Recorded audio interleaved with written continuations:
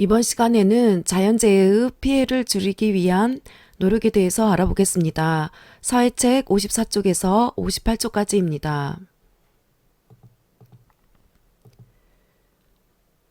실감나는 재난체험을 할 수 있는데요. 일기를 살펴보겠습니다.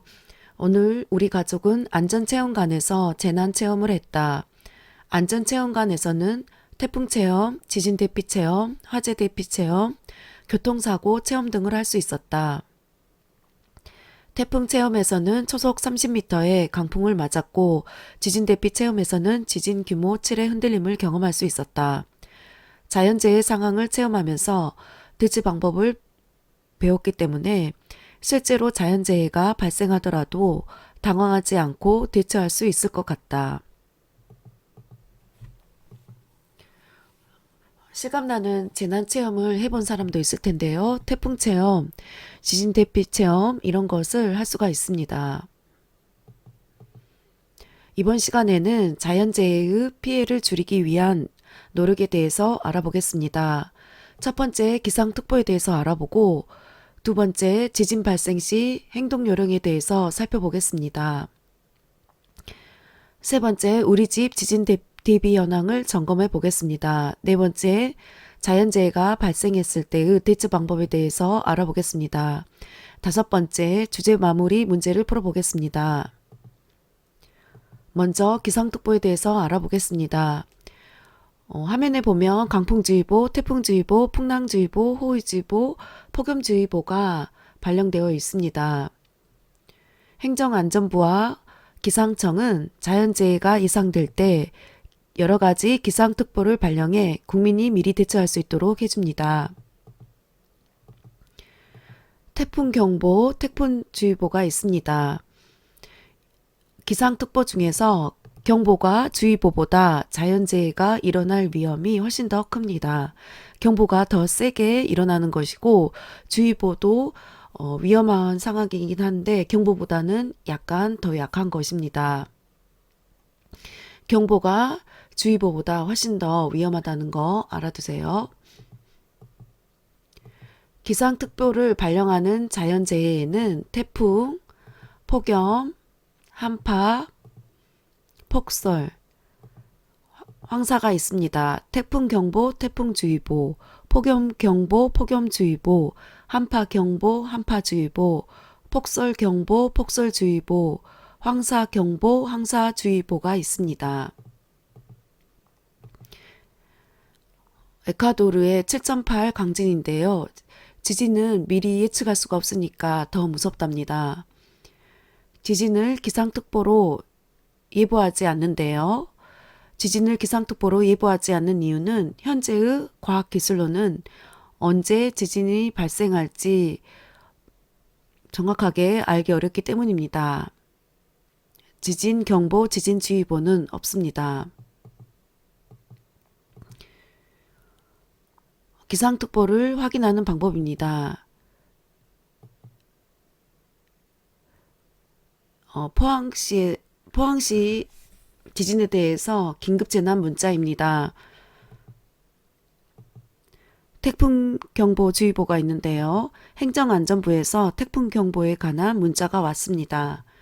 기상특보를 확인하는 방법은 긴급재난 문자나 행정안전부에서 보낸 안전안내 문자를 보면 됩니다. 기상특보를 확인하는 방법에 대해서 알아보겠습니다. 텔레비전이나 라디오 등 방송 매체 또는 인터넷 뉴스를 통해서 기상특보를 확인할 수가 있습니다. 화면에 있는 것은 태풍의 진행 경로에 대해서 나와 있습니다. 기상특보를 확인하는 방법은 행정안전부 홈페이지에 들어가서도 확인할 수 있습니다.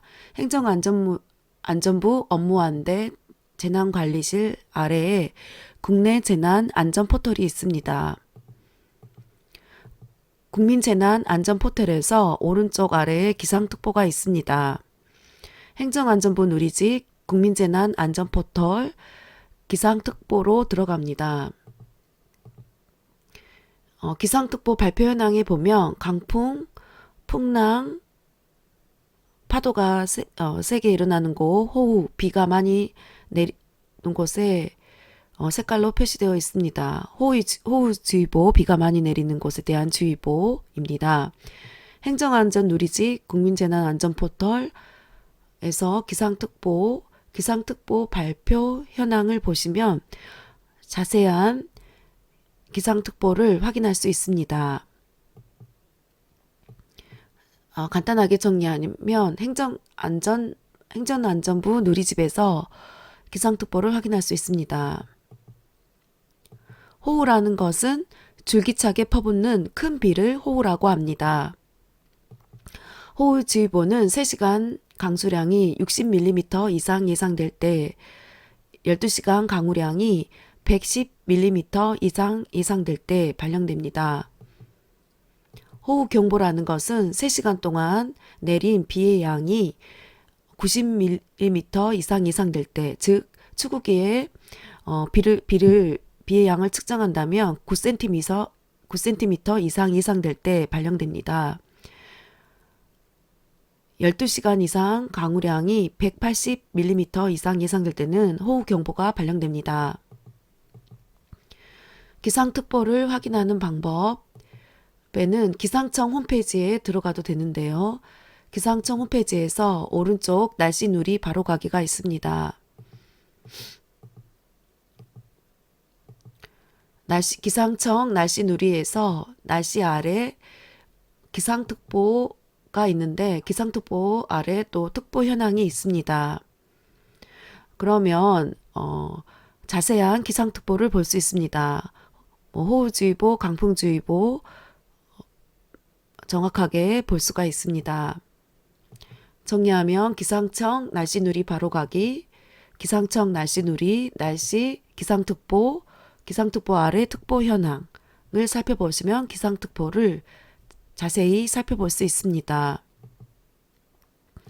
정리하면 기상청 누리집, 기상청 홈페이지에 들어가면 기상특보를 자세히 살펴볼 수 있습니다.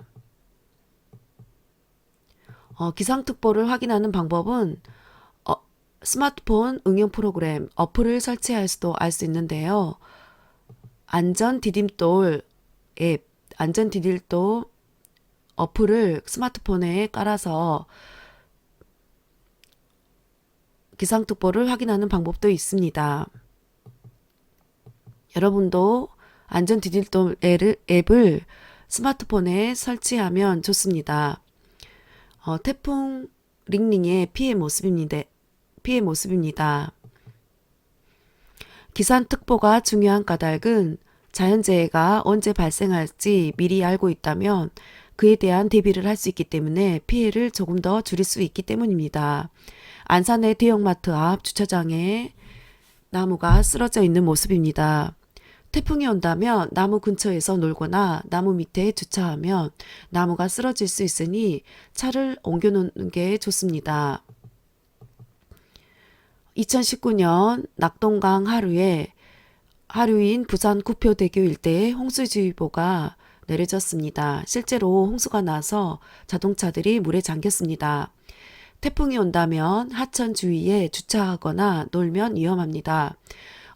서울의 탄천 주변에 수많은 버스들과 자동차들이 평소에는 주차가 되어 있는데 태풍이 오거나 호우 경보가 내리면 차들을 다른 곳으로 이동시켜 놓는 모습을 볼 수 있습니다. 기상특보를 주의 깊게 살펴보면서 각 재해 상황에 어떻게 대처하는지를 잘 알아두어야 피해를 예방할 수 있습니다. 이번에는 지진이 발생했을 때 행동 요령에 대해서 살펴보겠습니다. 지진이 발생했을 때 집 안에 있을 때는 일단 책상 밑으로 들어가서 머리를 보호하는 게 좋습니다. 심하게 흔들릴 수가 있기 때문에 책상이나 탁자 밑으로 들어가 다리를 붙잡고 몸을 보호하는 게 좋습니다.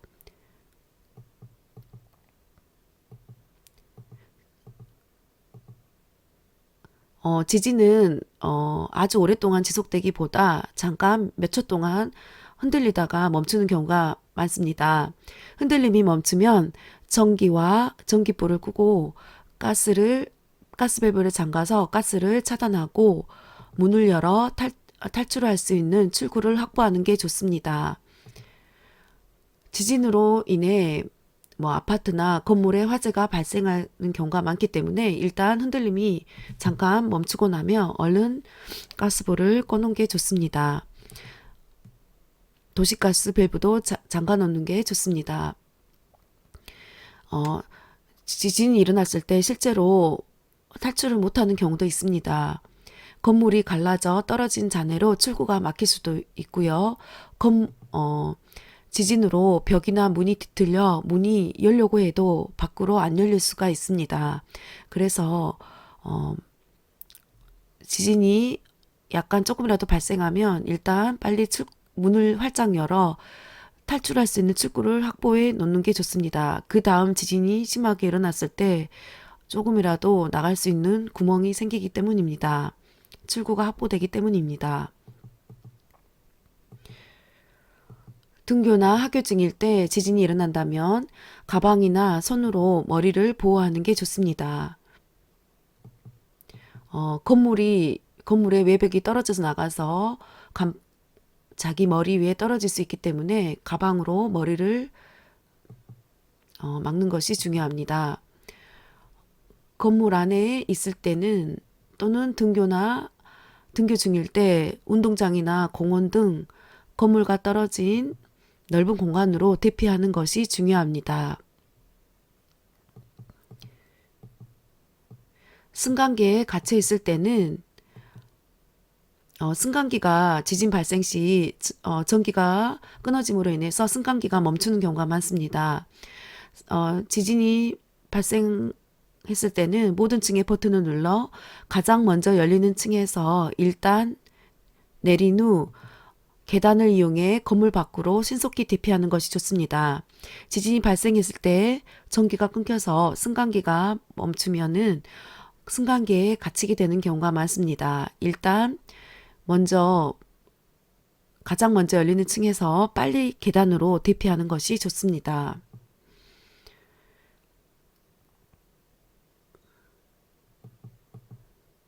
이번에는 우리 집 지진 대비 현황에 대해서 점검해 보겠습니다.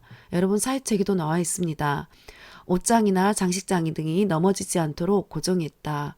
요즘에는 법이 바뀌어서 옷 5칸짜리 옷장 같은 경우는 벽에 반드시 고정하도록 되어 있습니다. 유리 조각이 깨졌을 때 유리 조각이 여러 곳으로 파편이 흩어지지 않도록 창문이나 액자의 유리에 투명 필름을 붙여 놓는 게 좋습니다. 투명 필름을 붙여 놓으면 지진이나 어떤 폭발이 일어났을 때 유리 파편이 여러 군데로 튀지 않아서 좀 더 안전합니다. 가정용 소화기를 마련해 두었다. 지진이 발생하면 불도 나기 때문에 화재가 일어나기 때문에 가정용 소화기도 비치해 두어야 합니다. 떨어지기 쉬운 물건을 가구이나 높은 곳에 두지 않는 게 좋습니다. 스마트폰에 안전 디딜돌 응용 프로그램을 설치해 두었다. 지진이 발생했을 때 대피할 장소를 알아두었다. 여러분 체크해 보세요. 비상용품을 미리 준비해 두었다. 물, 라디오, 손전등 건전지, 비상약품이 아니라 비상식품입니다. 오타이네요. 라면 통조림 이런 것들을 비상으로 건물 밖으로 대피할 때 이런 것들을 한 상자 안에 넣어두었다가 대피하는 것도 좋습니다.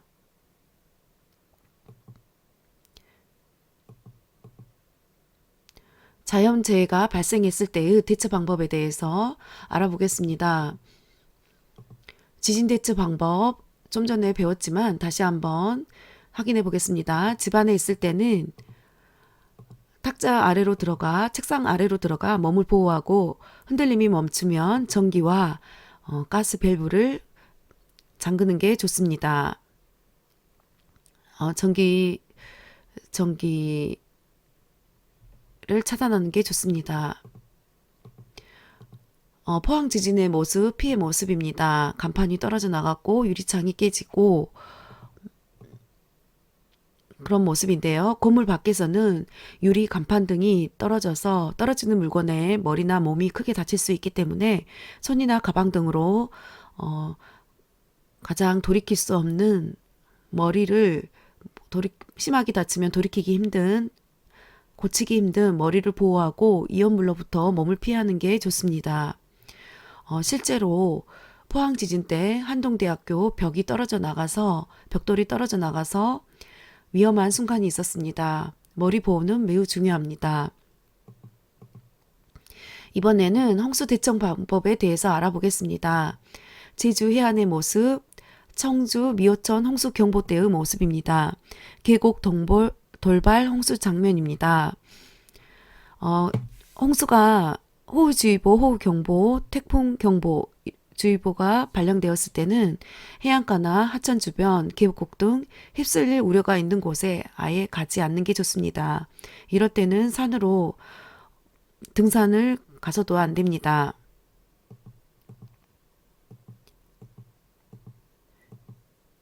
홍수가 일어났을 때 홍천강 홍수주의보가 발령되었을 때 가덕교가 2019년에 붕괴된 모습입니다. 고립될 수 있는 상황이면 일단은 높은 곳으로 대피하고 구조를 기다리는 게 좋습니다. 가끔 시골의 다리가 이렇게 끊어지는 위험한 순간도 있습니다. 태풍 대처 방법입니다. 태풍 때 유리창이 파손된 모습입니다. 우리나라에서 실제로 찍힌 사진입니다.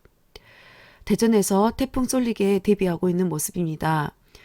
태풍이 불어오면 태풍이 올 때는 거센 바람에 창문이 깨지거나 창틀이 망가질 때도 있는데요. 창문과 창틀이 분리되어서 깨지지 않도록 창틀이 바깥으로 떨어지지 않도록 창문과 창틀을 이어서 테이프로 단단히 고정시키는 게 좋습니다. 이번에는 한파나 폭설에 대처하는 방법에 대해서 알아보겠습니다. 한파는 갑자기 기온이 엄청 내려가는 것을 한파라고 했지요. 한파나 폭설일 때는 체온을 유지하기 위해 장갑이나 모자, 목도리 등으로 몸을 따뜻하게 하는 게 중요합니다. 강릉에 1m가 넘는 눈이 쏟아졌을 때의 지붕 모습입니다. 눈이 지붕에 많이 쌓이면 눈이 무거워 지붕이 붕괴되는 경우가 많습니다. 눈이 쌓인 지붕이나 고드름이 있는 곳은 접근하지 않는 것이 좋습니다. 왜 그럴까요? 눈이 많이 내리면 폭설일 때는 지붕이 굉장히 무거워지게 됩니다. 그래서 지붕이 무너지는 경우가 많습니다. 실제로 우리나라 2014년도 경주 마우나 오션 리조트에서 체육관 붕괴 사고가 있어서 많은 사람들이 죽었습니다. 원인은 폭설과 부실 시공입니다. 경주는 10일부터 이때 60cm 이상의 눈이 내려 지붕에 많은 눈이 쌓였고 그 눈의 무게를 견디지 못하고 지붕이 주저앉았습니다. 눈의 무게는 마른 눈은 가로 세로 1m인 상자에 눈이 가득 쌓인다면 100kg입니다. 그렇지만 약간 눈이 녹게 되면 젖은 눈은 200에서 300kg의 무게를 갖게 됩니다. 마우나 오션 리조트의 체육관 지붕의 눈 무게는 180톤이었습니다. 180톤은 1톤이 1000kg이니까 180톤에 1000을 곱하면 18만 kg이 됩니다. 눈이 많이 쌓이게 되면 50cm의 눈만 쌓여도 그 지붕에 쌓인 눈의 무게가 18만 kg으로 엄청나게 무겁게 되었습니다. 그래서 무너져 내렸습니다. 폭설로 인해서 비닐하우스 지붕이 무너지는 경우도 굉장히 많습니다. 실제로 2014년에 울산광역시에 비닐하우스가 73동이 붕괴되는 사고가 있었습니다. 제주도의 서귀포시 비닐하우스가 붕괴된 모습입니다. 비닐하우스에 내린 무게를 계산해 보면 가로가 10m, 세로가 20m인 비닐하우스에 눈이 10cm만 쌓여도 6톤의 눈의 무게가 됩니다. 즉 6,000kg이 됩니다. 1톤은 1,000kg입니다. 그래서 비닐하우스가 무너지는 경우가 많습니다. 고드름 사고도 있는데요. 특히 실제로 러시아 모스크바 인근 지역에서 북한 사람이 고층 건물 지붕에서 떨어진 고드름을 맞고 사망한 사고가 있었습니다. 러시아나 추운 나라에서는 고드름 사고가 자주 일어납니다. 카자흐스탄에서 겨울 옥상의 고드름입니다. 정말 무섭죠? 정말 어마어마하죠? 러시아, 카자흐스탄 등에서는 추운 나라에서는 고드름이 생겼다가 고드름이 살짝 녹기 시작하는 해변기 고드름이 녹으면서 고드름이 위에서 떨어져서 행인들을 죽게 하는 사고가 가끔 일어납니다. 해변기는 추위가 풀리면서 얼음이 녹는 시기를 말합니다. 이번에는 황사 대처 방법에 대해서 알아보겠습니다. 외출할 때는 반드시 마스크를 착용하고 외출하고 돌아오면 손을 깨끗이 씻는 것이 중요합니다. 폭염 대처 방법에 대해서 알아보겠습니다. 날씨가 더울 때는 물을 자주 마시고 햇볕에 너무 오랜 시간 동안 노출되지 않도록 합니다. 야외에서 축구를 하거나 오래 일을 하는 것은 좋지 않습니다. 폭염은 33도씨 이상일 때 발령됩니다. 이번에는 주제 마무리 문제를 풀어보겠습니다. 놀이 방법은 말을 준비하고 친구와 가위바위보를 하고 이긴 사람이 말을 옮깁니다. 가위로 이기면 1칸, 바위로 이기면 2칸, 보로 이겼으면 3칸을 움직입니다.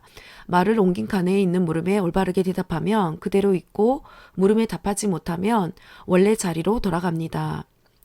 도착칸에 먼저 도착하면 이깁니다. 그러면 이렇게 놀이판이 생겼는데요. 그러면 이 놀이칸에 있는 문제를 하나씩 풀어보고 정리해 보겠습니다. 우리나라는 북쪽과 동쪽에 높고 험한 산이 많다. 5조.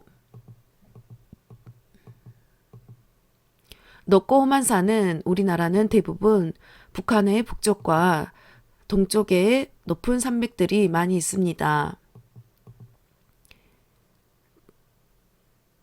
땡땡은 바다와 맞닿은 육지 부분으로 갯벌, 모래사장 등을 볼 수 있다.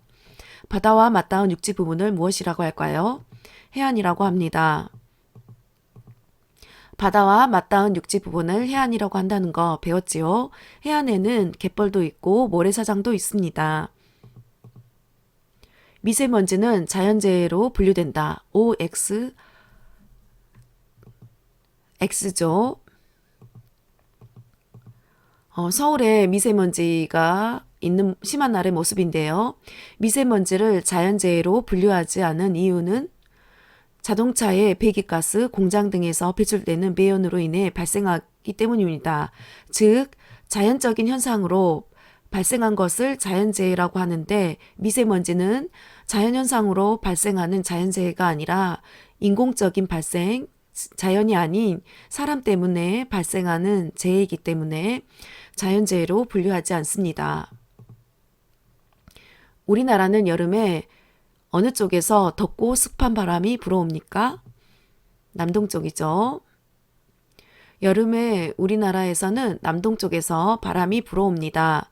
우리나라는 남동쪽에서 덥고 습기가 많은 습한 바람이 불어옵니다. 여름에는 남동풍이 불어온다. 기억해 두세요. 겨울철에 우리나라는 러시아 시베리아 지역에서 북서풍이 불어옵니다. 북서쪽에서 차갑고 건조한 바람이 불어옵니다.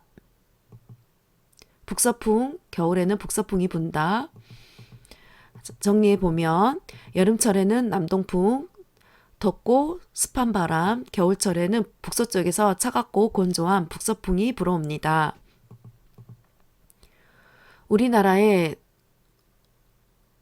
땡해안은 해안선이 단조롭다. 동해안이죠. 동해안은 해안선이 없다. 단순하죠. 서해안은 해안선이 복잡하고 섬이 많다.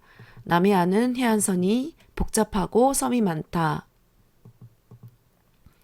피할 수 없는 자연현상 때문에 일어나는 피해를 무엇이라고 할까요? 네 글자, 자연재해라고 합니다. 우리나라는 계절에 따른 강수량의 차이가 매우 크지요. 서울을 예로 들자면 우리나라는 대체적으로 여름철에 1년의 강수량의 약 절반이 집중됩니다. 우리나라는 겨울철에는 강수량이 매우 적습니다. 그래서 우리나라는 겨울철에는 강수량이 적고 여름철에는 강수량이 매우 많은 특징이 있습니다. 그래서 산골 마을이나 섬 지역은 겨울철에 비의 양이 부족하여 가뭄에 시달리기도 합니다. 여름에 발생하는 자연재해를 한 가지 말해보세요. 여름에 발생하는 자연재해, 폭염, 홍수, 태풍이 있었습니다.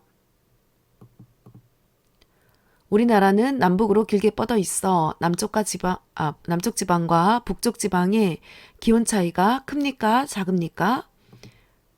크다고 배웠었지요. 1월 달에 평균 기온을 나타내는 지도인데요. 우리나라에서 가장 추운 곳은 중강진인데요. 1월 평균 기온이 영하 16.1도씨입니다. 서귀포시는 1월 평균 기온이 6.8도씨입니다. 두 지역의 차이는 22.9도씨. 8월 평균 기온 백두산 근처가 16도씨, 제주도 서귀포의 8월 평균 기온은 27.1도씨입니다. 남북의 기온차가 두 지역의 기온차가 11.1도씨가 됩니다. 똑같은 1월, 똑같은 8월인데 평균 기온이 이렇게 많이 차이가 납니다. 남북으로 길게 뻗어 있어 두 지역의 위도 차이가 크기 때문에 이렇게 기온 차이가 크게 됩니다.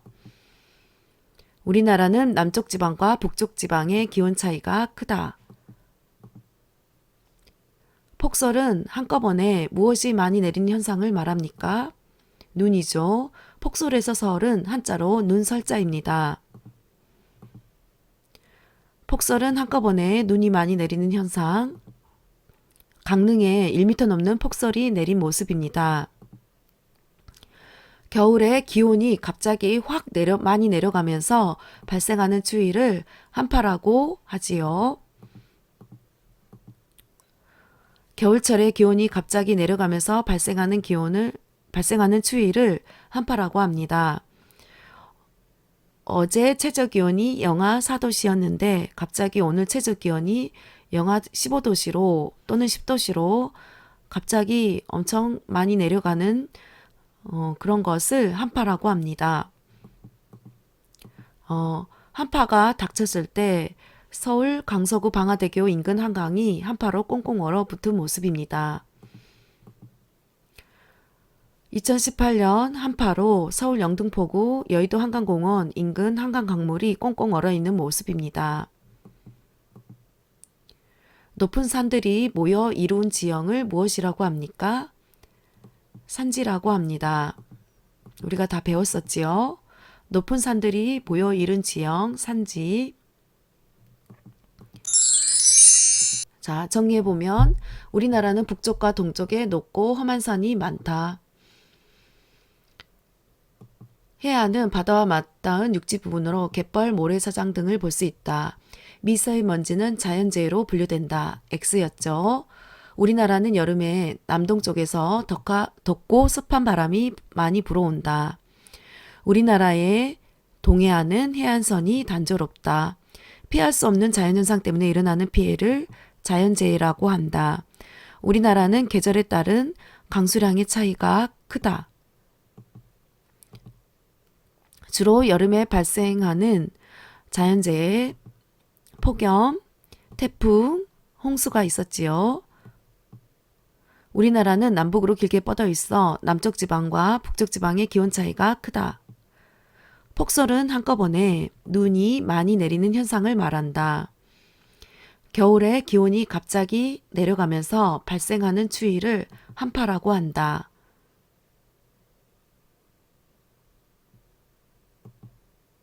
높은 산들이 모여 이룬 지형을 산지라고 한다.